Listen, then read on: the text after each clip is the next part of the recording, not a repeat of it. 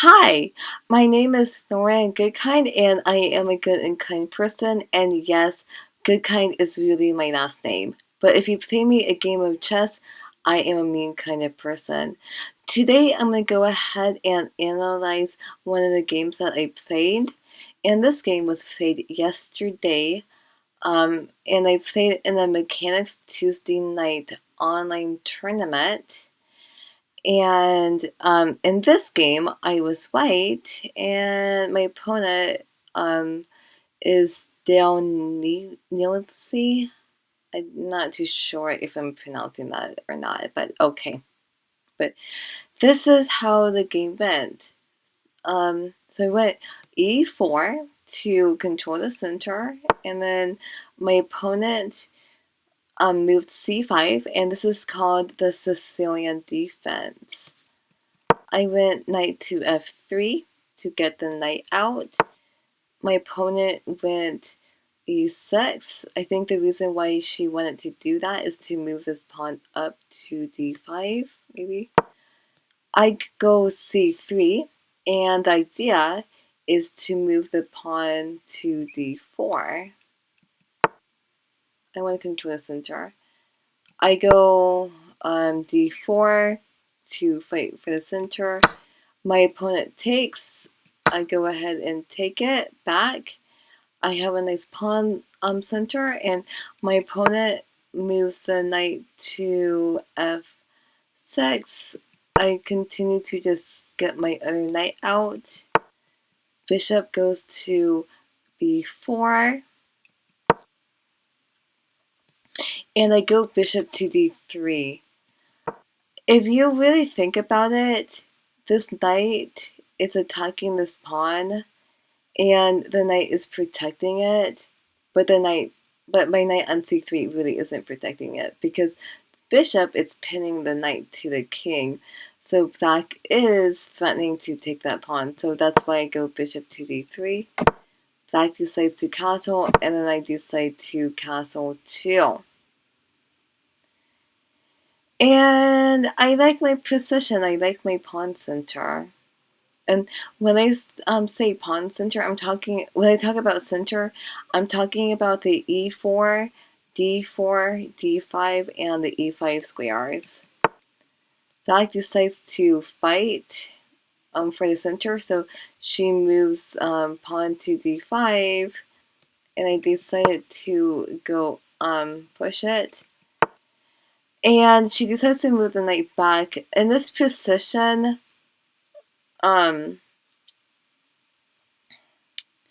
was going over this game with the computer engine, and they suggested that I go bishop to h7 and do the Greek gift, because if bishop takes pawn, king takes, then my knight can go over here, and I can do Greek gift, but I didn't do that. I move the bishop here, and then bishop goes back, and then I decided to not trade, so I go bishop back to e3, and knight goes to b4, and I move the bishop back to b1, and the reason why is because I didn't want the knight to take my bishop. So she moves the knight to b6.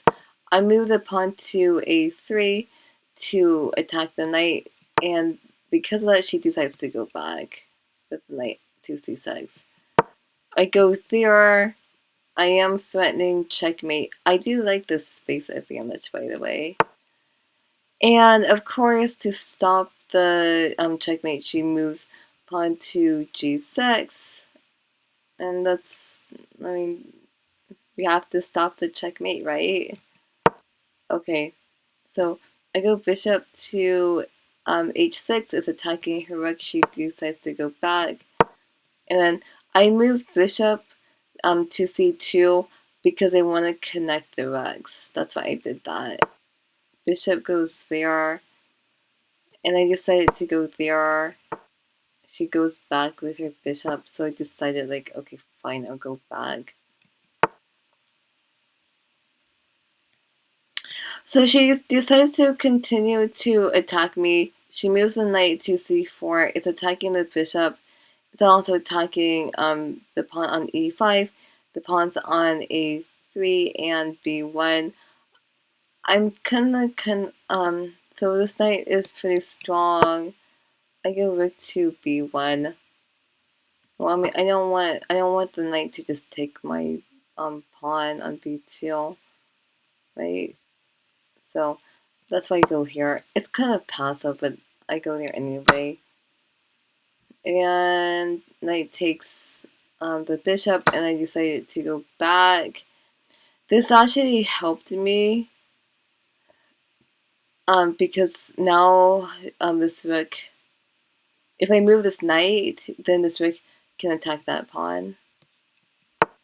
The knight goes there, and of course the knight wants to go to c4.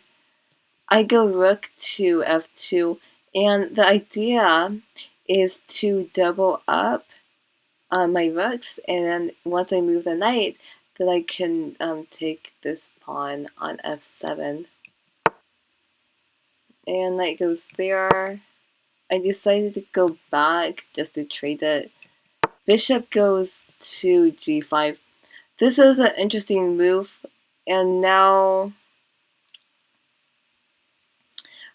both the bishop and knight are attacking this pawn. I decided to take the knight with my knight, and then she takes it back.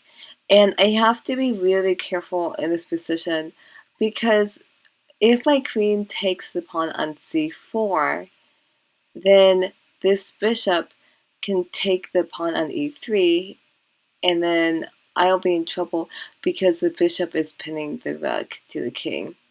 And that would not be good for me. So I decided to go back with queen to e2, and she goes a6, and the purpose is she wants to go pawn to b5 to protect this pawn.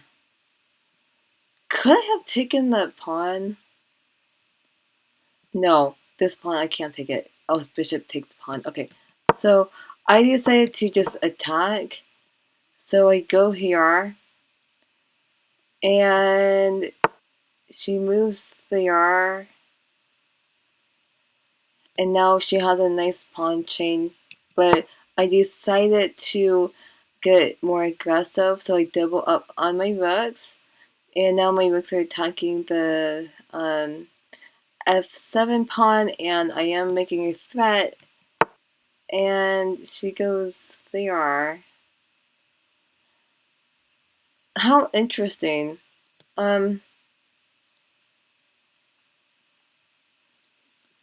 So I could have taken that pawn, but I decided to not do that.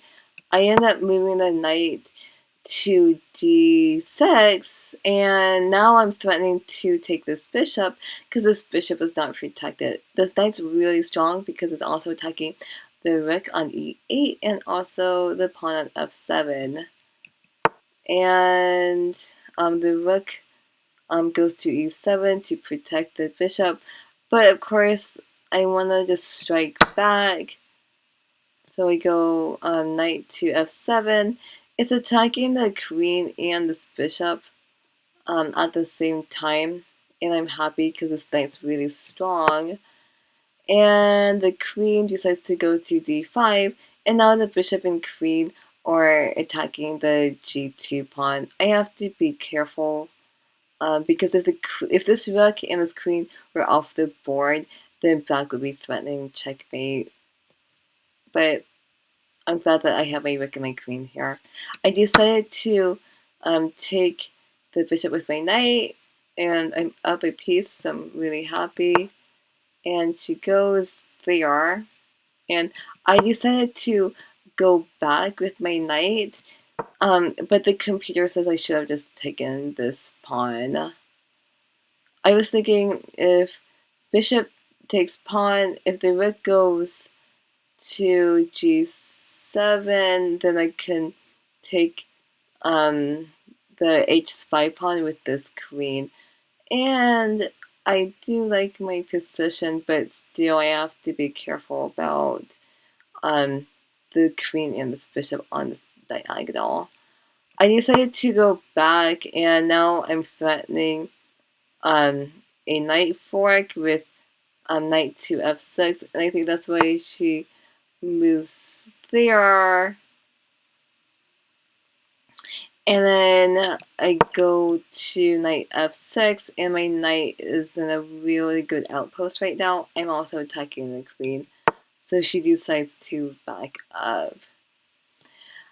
Okay, so in this position, I decided to just get aggressive, and I take the pawn with my knight. I don't mind sacrificing a knight. Pawn takes knight, and then I take it back with the queen. And I felt okay in this position, and the reason why is because Black's king is wide open. I've got these two rooks here, and I also have this really strong bishop, so that's why I didn't mind sacrificing a piece.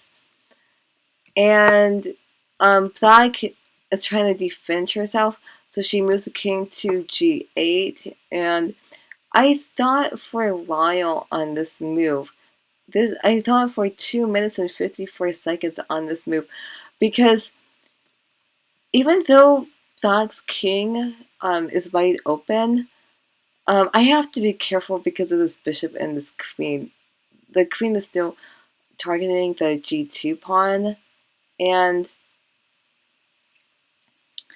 I figured, like, oh, maybe I can go here and check, but I didn't like queen to g6 because the rook would just go there and block, and I wouldn't be too happy. The other crazy move I was thinking of is moving the pawn to e4, but I wasn't too sure about this move. Pawn to e4 would be a very interesting move, because if I go pawn to e4, then it completely blocks off the queen and bishop line, and it's no longer controlling the g2 pawn.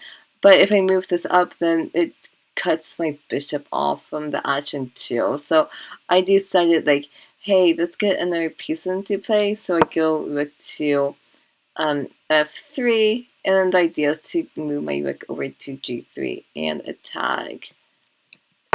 My opponent moves rook to g7, and now I have to be really careful right now because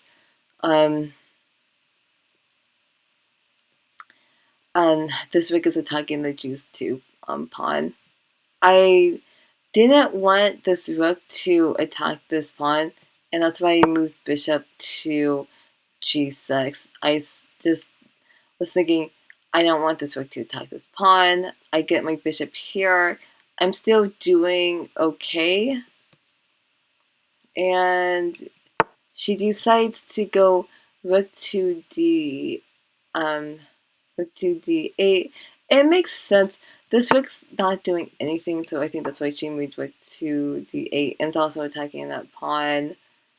And of course, I do like my position. I've got the two rooks, this bishop and this queen, and I want to go after this king.